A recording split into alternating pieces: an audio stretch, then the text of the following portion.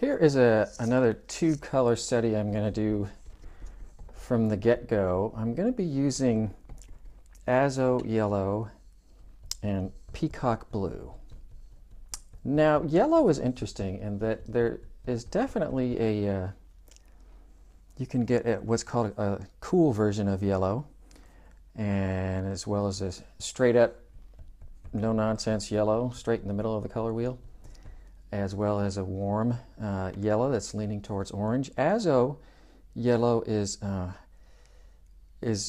more of a straight in the middle yellow. But and what I like about this, only worrying about just one yellow, is that you can still get quite a wide range of greens when you mix this with with all sorts of things. But in this case, we're going to be mixing it with peacock blue, which is basically a phthalo blue green shade. So that's going to make a lot of lovely greens. As you keep adding colors to your palette, consider playing with mixing even more lemony yellow with a phthalo blue green shade to get even more sort of variety of greens. But this is really going to get us a long way and is a nice, from a nice limited palette. I'm actually, as I was mixing that, and I'm thinking to myself just how straight up yellow is that. I wanted to make sure I didn't have any naphthol red hanging out there.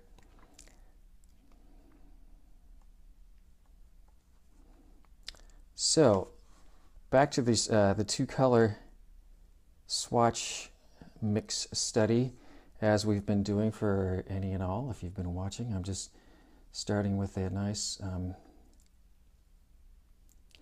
watery swatch of the straight colors before I start mixing them together. I might want to make that even a little more watery. It does help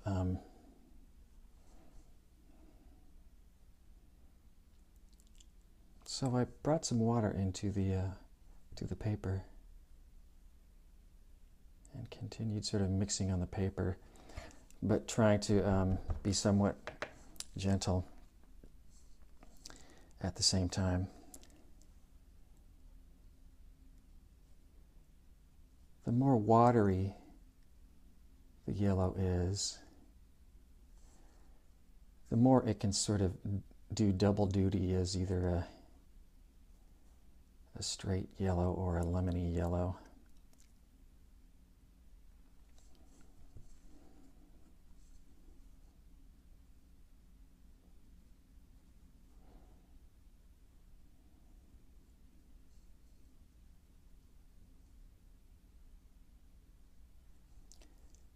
So there is watery azo yellow. Now I'm going to go down to the bottom row and make a watery mix of my peacock blue. I'm wanting to keep the colors from mixing here on my palette so that I don't accidentally start mixing some things, because I want to know what it's like when they are mixed and when they're not mixed, and when they're mixed a little bit and when they're mixed a lot.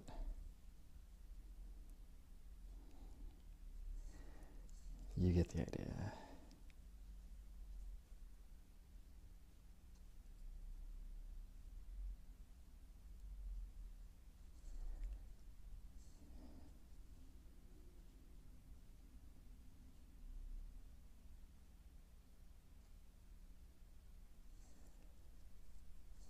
Can I stretch it for one last swatch, I suppose? It's really watery. that is the kind of thing when you're running out of, if you're running out of color that you've mixed that you want to add, it can be very tempting to start squeezing all the paint you possibly can out of the brush, and that has a way of you know, agitating the paper and picking up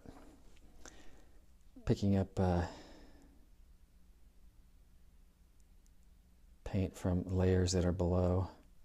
See if I can redistribute the wealth here a little. That doesn't really, that kind of works. Anyways, just kind of fun to say. So, mixing. Let's see, I'm looking up here at my yellow and thinking it wouldn't be a terrible thing to clean that up like that. So let's get out a little bit more of the peacock blue. You can go away. And phthalo blue, which peacock blue is mostly phthalo blue, typically has a very high tinting strength.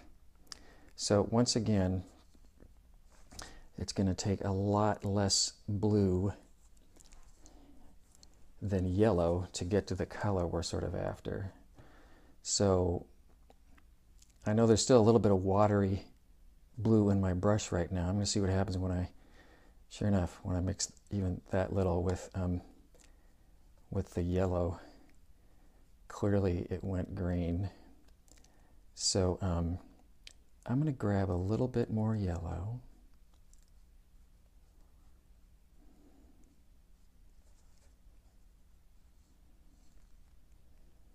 And ever so small amount of a little more of the blue, keeping it nice and watery so that I can definitely adjust it. Let's try that.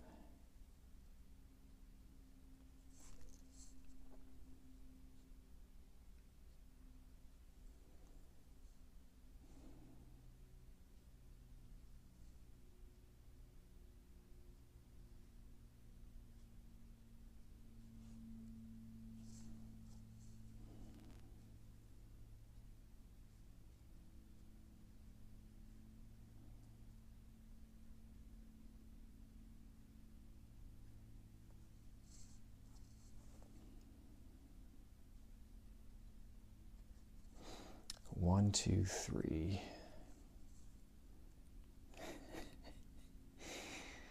Okay, I'm laughing because I'm remembering a Sesame Street song that had to do with 1, 2, 3, 4, 5, 6, 7, 8, 9, 10, 11, 12. Ladybugs came to the ladybug picnic.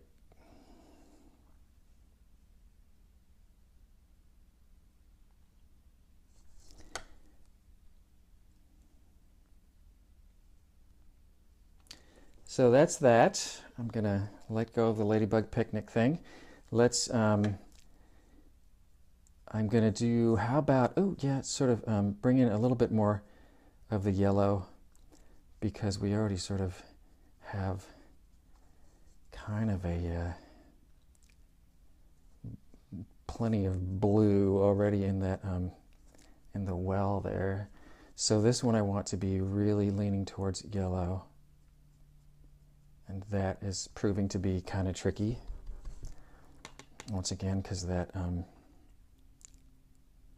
phthalo blue is so strong.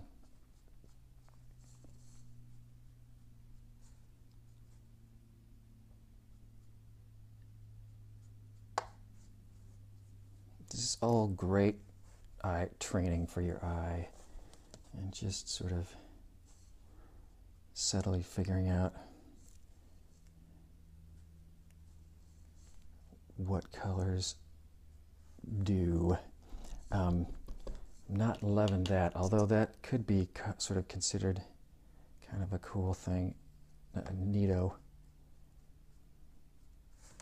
Yep, you stop.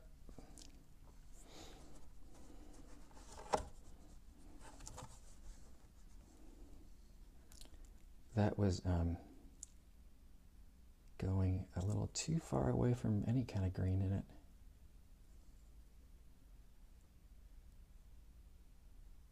That's more what I'm after.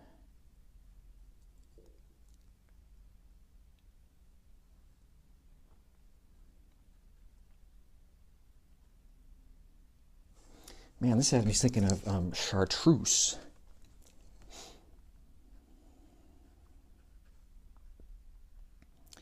And I may have just found, I know I've played with that, trying to mix that with a variety of different things. But I may have just stumbled upon my new favorite mix for that sort of color.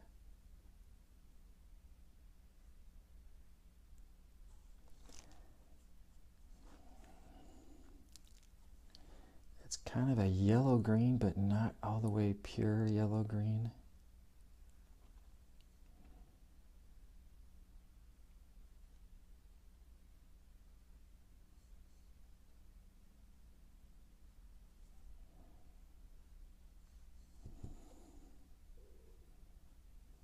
And this really is one of the reasons why doing these things is so much, is so much darn fun. One of the many reasons. You can tell the yellow dried back quite a bit lighter up top, so I didn't need to probably worry about it so much, but that's the kind of thing that you're not sure of. So let's get back into trying to get a more of a blue-green kind of thing. So a little bit more of the peacock blue. That seems to be getting sort of straight watery green. A little bit more of the peacock blue, because I want to get to sort of a blue-green. That seems like it's getting closer, but I still want to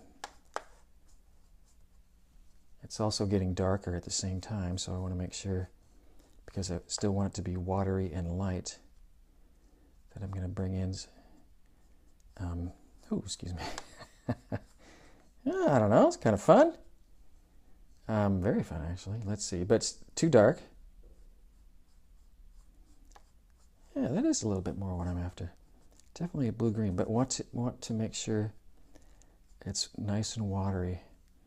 That middle green may prove to be leaning too much to yellow. All this may be proving to need some sort of adjusting.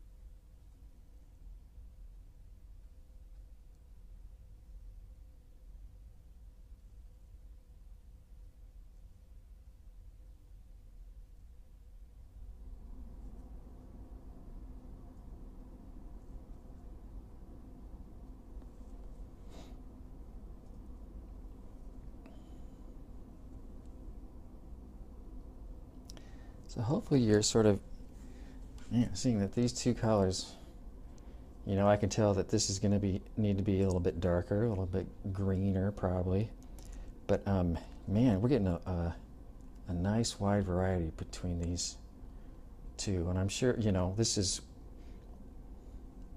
3 steps between the two colors, but I'm sure you could make up a study that has several more steps and get to know the mixes that much better.